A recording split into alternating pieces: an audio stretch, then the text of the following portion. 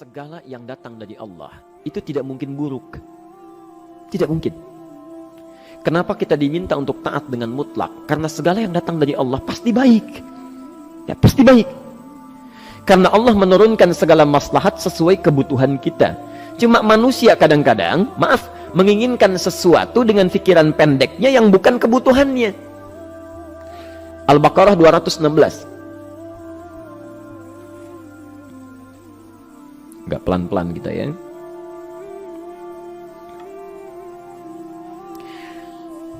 Bapak Ibu kalau diminta milih, pilih motor, pilih mobil. Pilih motor, pilih mobil. Kalau sebagai manusia biasa pilih motor, keterlaluan itu. Umumnya akan memilih mobil. Akan memilih mobil umumnya. Tapi kadang-kadang kita menginginkan sesuatu yang tinggi, menurut Allah itu bukan kebutuhan kamu. Kebutuhan kamu itu motor. Keperluan kamu motor. Kalau kamu punya mobil, sulit nantinya. Gangnya sempit, mesti bikin garasi, anggaran bertambah, dipikirin juga. Capek. Sudah, motor saja, terbebas dari banyak kemacetan. Mampu diurai, tidak banyak difikirkan. Pelan-pelan. Turun ayat, kutiba alaikumul qitalu wa huwa kurhul lakum. Ya.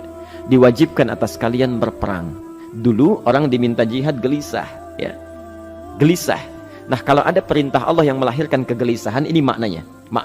Ya, tidak harus dalam konteks jihad yang fisik. Ya. Jihad, melawan hawa nafsu kita. Jihad melawan pikiran kita. Jihad melawan prasangka buruk kita. Kadang-kadang ada keinginan kita yang kita inginkan menurut Allah itu belum baik untuk kita. Nah, sifat manusia ketika diberikan oleh Allah keputusan yang terbaik, kadang-kadang ada sifat dalam hatinya gejolak, belum bisa menerima. Ya. Ada gejolak di hatinya. Dalam keadaan demikian kata Quran, kutiba alaikumul qital. Kalau Anda merasakan sesuatu sedang ada gejolak di jiwa, sulit menerima ketetapan Allah, maka perangi perasaan-perasaan buruk itu. Wa huwa kurhul lakum, walaupun itu sulit. Walaupun itu sulit. Jangan berprasangka buruk dulu pada Allah. Ayat yang indahnya, perhatikan kalimatnya. Asa an takrahu syai'an fahuwa khairul lakum. Boleh jadi Anda tidak menyukai sesuatu, di balik itu ada kebaikan-kebaikan besar yang Allah sedang rencanakan. Karena pikiran kita pendek, maunya sekarang saja. Tapi subhanallah, Allah sangat panjang, tidak ada batasnya. Allah memberikan maslahat sampai kamu meninggal, ini maslahatnya. Kamu berpikir sekarang saja. Wa asa an tuhibbu syai'an wa huwa syarrul lakum. Sedangkan boleh jadi di balik yang kita sukai ada keburukan yang sedang menunggu kita di depan ini, kamu tidak tahu. Ya. Apa logikanya? Wallahu ya'lamu. Allah tahu masa depan yang akan terjadi menimpa kita. Wa antum la ta'lamun. Sedangkan kalian tidak bisa membaca masa depan.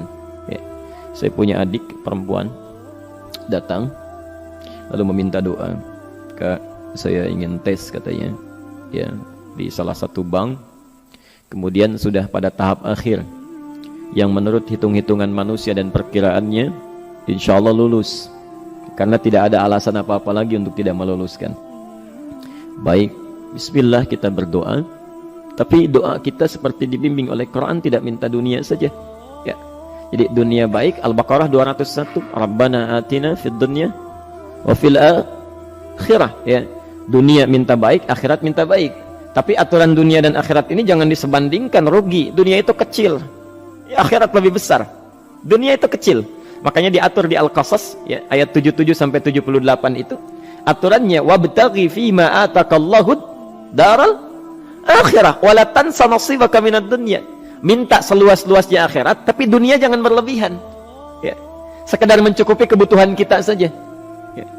Pakaian, Bapak Ibu sekalian, ya, kita beli pakaian sesuai kebutuhan saja, jangan berlebihan. Ya.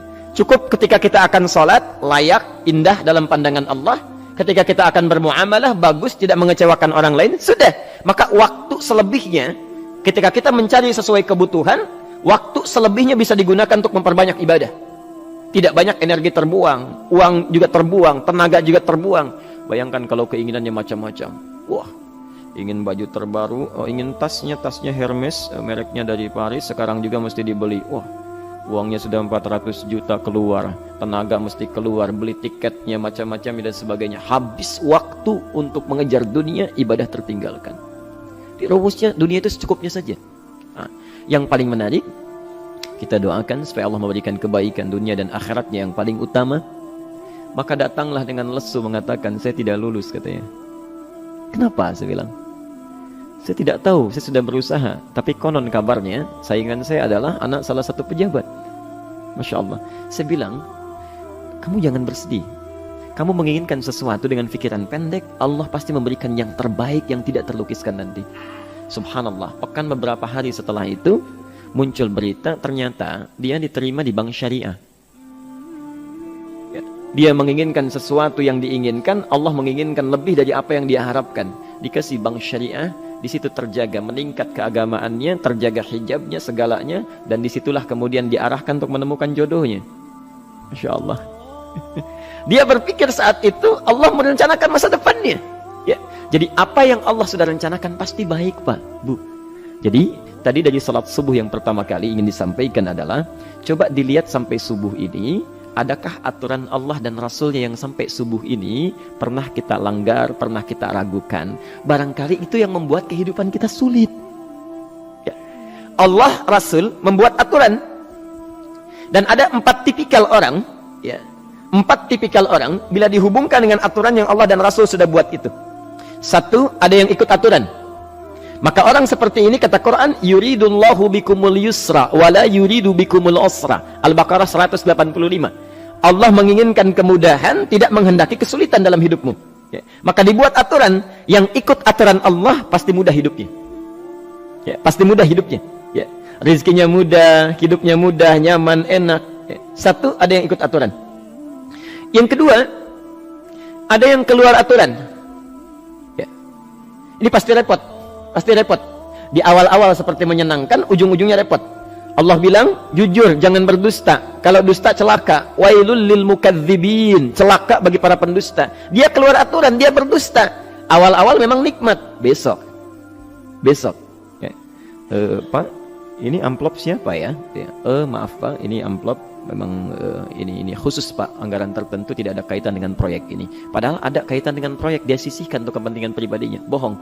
Saat itu merasakan enak dapat tambahan, besok-besok dikejar-kejar sama aparat kepolisian. Ya. Celaka. Wail, itu sudah keluar aturan pasti celaka. Ya. Subhanallah. Jadi ada orang kedua keluar aturan. Yang ketiga bikin aturan sendiri. Dikasih aturan, dia bikin aturan sendiri. Subhanallah. Kalau sakit, dibuat ketentuan. Sakit pertama, kalau biasa-biasa saja, ya, subhanallah, ikhtiarnya pergi ke dokter. Seorang sahabat datang kepada Rasulullah, ya Rasulullah, saya sakit, tolong doakan saya. Kata Nabi, idhab ila tabib, pergi ke dokter. Ini orang pintar sekali. Kata orang ini, ya Rasulullah, Anda kan Nabi Rasul, angkat tangan Anda, Allah kan maha menyembuhkan, nanti Allah sembuhkan saya. Cerdas ya? Tapi subhanallah, Nabi harus lebih cerdas, dapat bimbingan dari wahyu. Pergilah ke dokter karena kesembuhan yang telah Allah tetapkan dititipkan di tangan para dokter. Masya Allah, pergi ke dokter. Ya. Itu rumus pertama. Nanti kalau dokter sudah pada hand up, ya, angkat tangan, tidak mampu menyembuhkan, itu tandanya Allah ingin langsung menyembuhkan tanpa turut campur makhluk yang ada. Maka kaidahnya akan berubah nanti, ya, dari kaidah biasa kepada kaidah Al-Anbiya ayat 83 sampai 84. Itu aturan yang menyembuhkan langsung dari Allah Subhanahu wa taala. Tapi kalau Anda sakit, perginya ke dokter. Ya. Cuma ada manusia bikin aturan sendiri. Sakit, pergi ke dukun. Ya. Dukun nggak bisa, pergi ke paranormal. Dirinya pun sudah nggak normal. Makanya disebut paranormal, karena nggak normal. Ya. Tapi didatangi juga, gitu, bikin aturan sendiri. Karena itu jadi lebih sulit hidupnya. Ya. Doa, minta pada Allah, kan sederhana. Ya. Doa, nggak bayar, nggak ada macam-macam, Masya Allah, gampang sebetulnya. Ada kekeringan, sekarang kan banyak kekeringan ya, banyak kekeringan. Dikasih rumus, subhanallah, dikasih rumus yang tidak perlu pakai biaya, meluangkan waktu, itu pun berpahala juga. Dunianya dapat, akhiratnya melimpah. Ya. Dikasihlah salat istisqa, Masya Allah, tinggal minta, memohon kepada Allah. Salat, mengangkat tangan, mohon pada Allah, subhanallah. Manusia tidak bikin aturan sendiri. Digarami saja. Orang garamin sayur, dia garamin awan. Cari biaya miliaran, terbang pakai pesawat. Kalau Allah tidak berkehendak, ya sudah. Ya. Ayo silahkan, berapa biaya yang mau kamu kumpulkan, tenaga yang kamu kumpulkan, silahkan aja. Ya. Yang ini hujan, bikin kering lagi di sana. Sana hujan, bikin kering lagi di sana. Mau sampai kapan? Ya. Dikasih yang gratis tinggal muncul, cuma manusia bikin aturan sendiri, ya susah hidupnya. Itu yang ketiga. Yang keempat, ada orang nggak mau diatur. Allah bikin aturan, dia nggak mau diatur. Ya, Masya Allah, ini yang luar biasa. Inilah yang fasik. Fasik itu keluar dari aturan, menyimpang, tidak mau diatur dia. Ya, tidak mau diatur. Karena itu Bapak Ibu sekalian, dari ayat yang pertama ini, ya, mari kita evaluasi sampai dengan hari ini subuh. Dari ayatnya memang sederhana, singkat, padat, cuma satu ayat. Tapi meminta kita untuk melihat, sudahkah sampai hari ini taat pada Allah dan Rasulnya? Yang kedua, ketaatan kita apakah selalu ragu atau sudah melahirkan keyakinan yang paripurna? Ya. Yang ketiga, pelajari aturan-aturan Allah terkait kehidupan kita. Aturan sholat, aturan muamalah, ya, aturan beraktivitas, aturan berumah tangga. Pelajari itu supaya mendapatkan kemudahan. Biasanya kesulitan didapatkan karena kita belum mengenal aturan Allah dan Rasulnya.